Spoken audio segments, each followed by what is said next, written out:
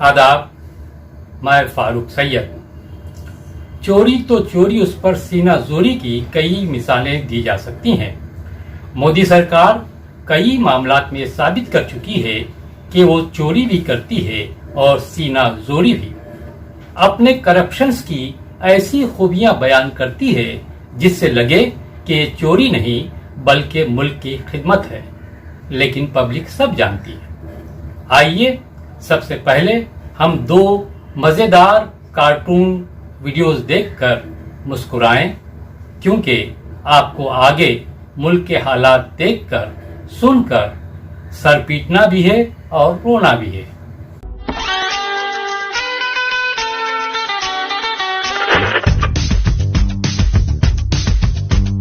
आओ सिखाओ तुम चंद का धंधा, ये नहीं प्यारे कोई मामूली धंधा। इसमें छिपा है बीजेपी का फलसफा, इसमें छिपा है बीजेपी का फलसफा। चंदे में धंधा चंदा, धंधे में चंदा धंधा, चंदे में धंधा चंदा, धंधे में चंदा धंधा। आओ सिखाओ तुम्हें चंदे का धंधा, ये नहीं प्यारे कोई मामूली धंधा। यहाँ से लाओ चंदा, वहाँ से भी लाओ चंदा। चंदा रे चंदा रे चंदा रे चंदा रे चंदा, कैसे भी लाओ चंदा, कहीं से भी लाओ चंदा। चंदा रे चंदा रे चंदा रे चंदा रे चंदा। दोगे ना जो चंदा ईडी कसेगा फंदा, खरीदोगे बॉन्ड ना तो सीबीआई मारेगी डंडा। वसूली का ये धंधा, कट मनी का ये फंडा, बीजेपी ये मांगे चंदा, यही है इनका धंधा। इसमें छिपा है बीजेपी का फलसफा, इसमें छिपा है बीजेपी का फलसफा। ऐसे घबरा के रूह जिस्म से चल पड़ी, ऐसे घबरा के रूह जिस्म से चल पड़ी। टैक्स वसूली पे हमारी नजर ये पड़ी, टैक्स ऐसा लगा, टैक्स वैसा लगा, जेब ऐसी कटाई रोना आ गया। वो मेरी टूटी कमर तुमको ना आई नजर, वाट ऐसी लगाई तबाह हो गया। वोट तुमको दिया है क्या कर दिया, जेब ऐसी कटाई रोना आ गया। एक ही बात थी मेरे दिल में भारी, जीत जाऊं इलेक्शन किसी भी तरह। जनता डरती रहे, घुट के मरती रहे, बोझ टैक्स का बढ़ाया मजा आ गया। मिडिल क्लास की कमर तोड़ी है इस कदर, दोस्ती बस निभाई मजा आ गया।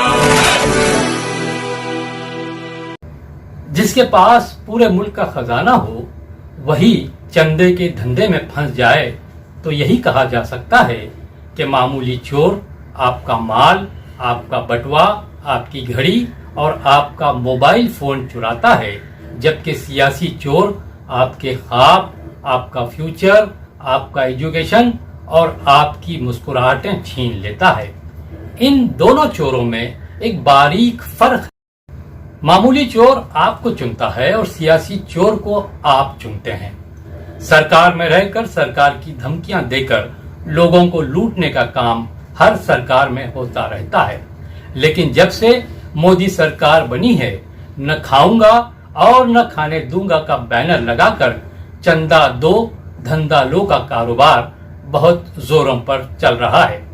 चंदा दो धंधा लो की ताजा शिकार मुल्क के खजाने की रखवाली करने वाली यानी वजीर खजाना निर्मला सीतारमण भी हैं। बेंगलोर की स्पेशल अदालत ने श्री आदर्श अय्यर की शिकायत पर वजीर खजाना निर्मला सीतारमण समेत बीजेपी सदर जेपी नड्डा, इन्फोर्समेंट डायरेक्टरेट और कर्नाटक के बीजेपी लीडरों के खिलाफ एफआईआर दर्ज करने का हुक्म दिया है।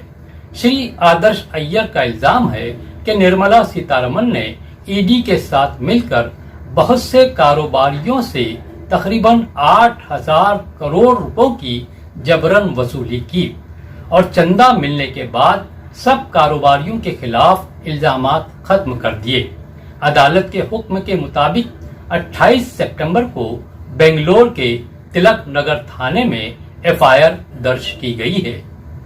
कांग्रेस पार्टी ने निर्मला सीतारमण से इस्तीफा की मांग और जांच कमेटी की तश्कील देने की बात कर रही है। इस पूरे मामले को समझने के लिए हमें कुछ पहले जाना होगा। इस बात को सब मानते हैं कि पॉलिटिकल पार्टियों के लिए पैसा बहुत अहमियत रखता है। पॉलिटिकल एक्टिविटीज पैसों के बगैर नहीं हो सकती। मामूली वर्कर से लेकर धन्ना सेठों और कॉरपोरेट कंपनियों से चंदा या डोनेशन लिया जाता है। कोई खुशी से देता है, कोई जबरदस्ती। मगर चंदा लेने के लिए कुछ रूल्स और रेगुलेशंस बनाए गए हैं। इन रूल्स को समझना बहुत जरूरी है। पहला रूल, जो कंपनी 3 साल तक नुकसान में चल रही है वो चंदा नहीं दे सकती। दूसरा रूल, कंपनियां अपने फायदे में से 10% से ज्यादा चंदा नहीं दे सकती। तीसरा रूल, गैर मुल्की कंपनी, नई कंपनी या सरकारी कंपनी भी चंदा नहीं दे सकती। लेकिन 2018 में बीजेपी सरकार ने अपनी मेजॉरिटी का फायदा उठाते हुए इलेक्ट्रॉल बॉन्ड के जरिए चंदा वसूलने का कानून बनाया। कहा गया कि इस कानून से करप्शन को रोका जा सकता है और पॉलिटिकल पार्टीज के चंदा वसूली के बारे में ट्रांसपेरेंसी आएगी। आइए देखते हैं प्राइम मिनिस्टर नरेंद्र मोदी ने इस बारे में क्या कहा था। बात है कि हमारे देश में लंबे अरसे से चर्चा चली है कि चुनावों में काला धन एक बहुत बड़ा खतरनाक खेल हो रहा है। देश के चुनावों को काले धन से मुक्ति मिले, इसके लिए कुछ करना चाहिए। चर्चा लंबे समय से चल रही है। चुनाव में खर्च तो होता ही होता है, कोई इनकार नहीं कर सकता है। मेरी पार्टी भी करती है, सब पार्टियां करती है, कैंडिडेट भी करते हैं और पैसे लोगों से लेने पड़ते हैं, सब पार्टियां लेती हैं। मैं चाहता था कि हम कुछ कोशिश करें कि इस काले धन से हमारे चुनाव को कैसे मुक्ति मिले, ट्रांसपेरेंसी कैसे आए। एक प्रामाणिक पवित्र विचार मेरे मन में था। रास्ते खोज रहे थे, एक छोटा सा रास्ता मिला, वही पूर्ण है। वैसे हमने उस समय भी क्लेम नहीं किया था, पार्लियामेंट में डिबेट में सबने उसको सराहा भी था। आज जो लोग उलट पुलट बोल रहे हैं उन्होंने सराहा था, पार्लियामेंट डिबेट देख लीजिए। हमने कैसे कैसे काम किया, जैसे 1000 और 2000 के नोट खत्म कर दिए। चुनाव में वही बड़े बड़ी मात्रा में ट्रैवलिंग करते हैं, तो ये सारी चीजों का मुझे पता था।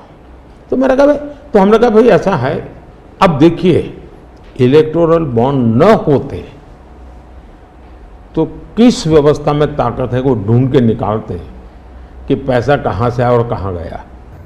अपोजिशन पार्टियों का इल्जाम है कि इस नए कानून के जरिए बीजेपी ने करप्शन और एक्सटॉर्शन के नए दरवाजे खोल दिए।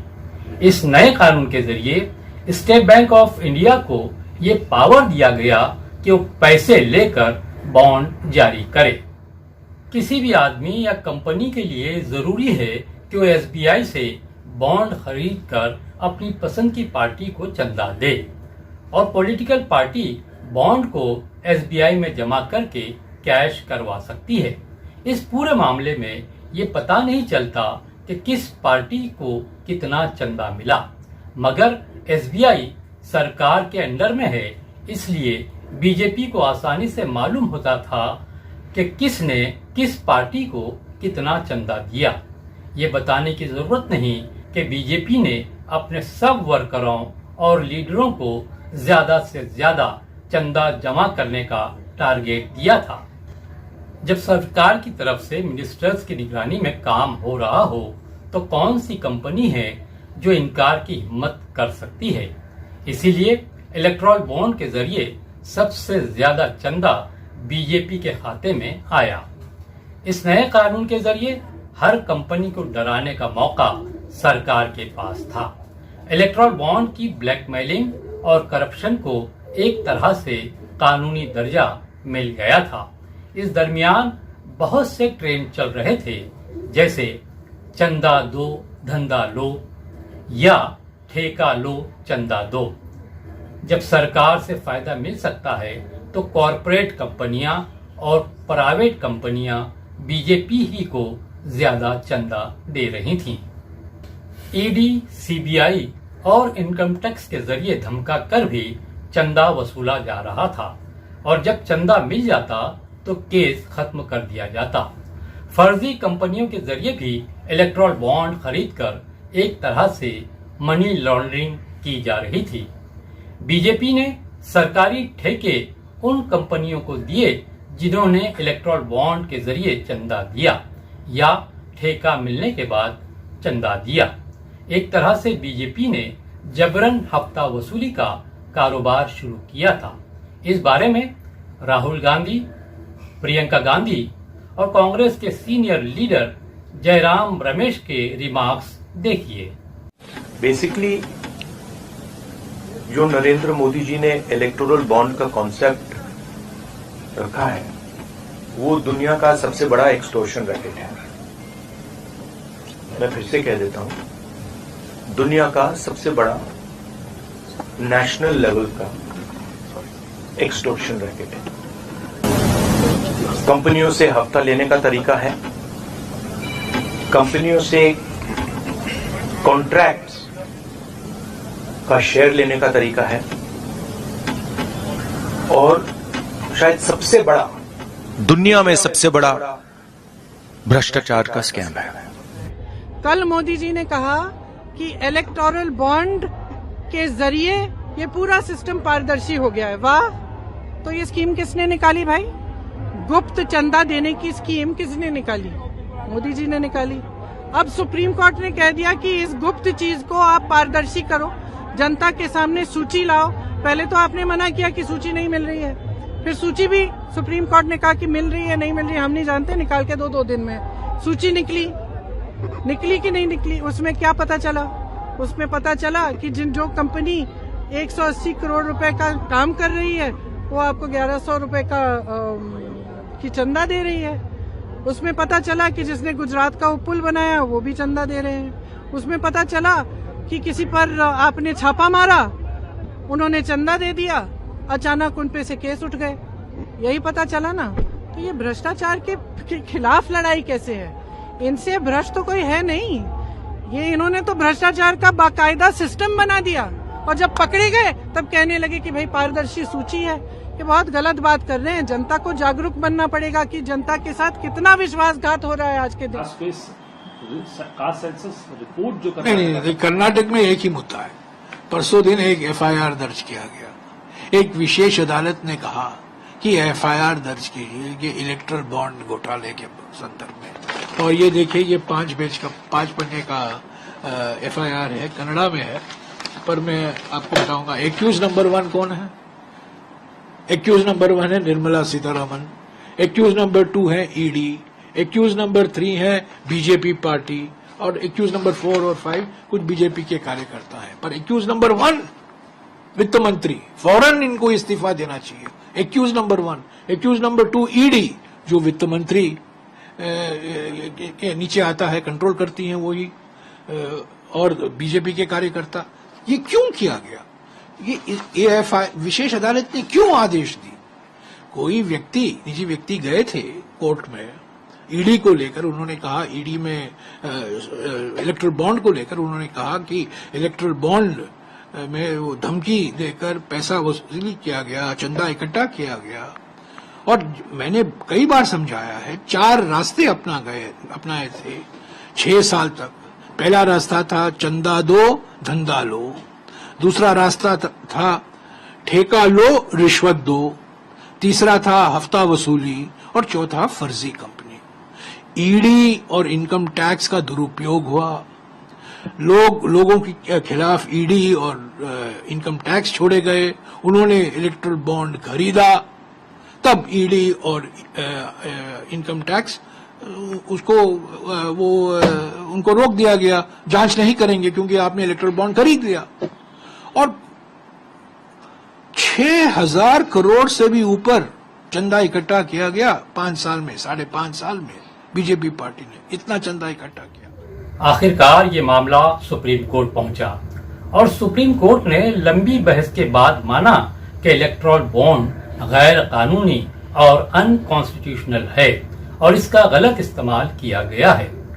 सुप्रीम कोर्ट ने इलेक्टोरल बॉन्ड पर पाबंदी लगा दी और स्टेट बैंक ऑफ इंडिया को हुक्म दिया कि वो बॉन्ड की तफसीलात फराहम करे, मगर सुप्रीम कोर्ट ने एसआईटी के जरिए पूरे मामले की जांच से मना कर दिया।